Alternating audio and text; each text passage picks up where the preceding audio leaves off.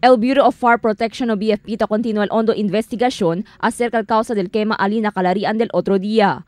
Según con el District Fire Marshal del BFP Fire Chief Inspector Clincha, hindi sila tasera con el posibilidad que tiene envuelto caso de arson o tiene persona el quien ya quema con el lugar. Siguiendo el cuantos alegación ta sila mismo na mga víctima del quema. Actualmente base na initial findings del BFP, circuit overload el posible causa con el incendio. Por causa na mga flying connections na mismo lugar.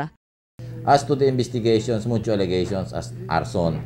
But up to this time, no ipakita po de saka information or reports na tiene kanya kui, tiene sila mira, no ipapuro lang si allegations di ila based from the letter that they have received from the organization of the Akel Miramar Housing Miramar Association, Homeowners Association.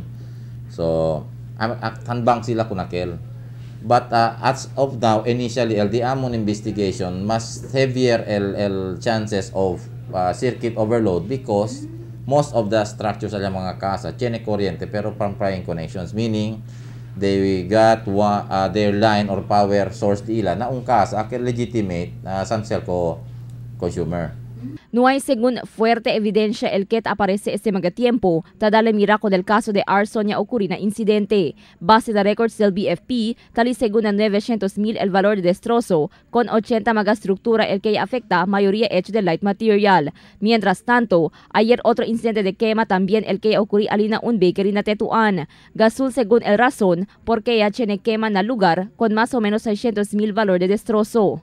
Según el BFP, el incidente de quema está rampante ahora para que acerca el tiempo de Pascua. Venta según el ordenanza que implementa el gobierno local para prohibir el uso de mga reventador llegar el Pascua y Año Nuevo. Hindi manggayod ben kwan, hindi manggat se abla kita ben factual, pero tasubi depende na sitwasyon. Thankful kita in Zamboanga we have that ordinance that prohibits el kwan. No, hindi lang kel abla kita para man-prevent el panic as brought about by akel experience yaton during the siege, 2013 siege.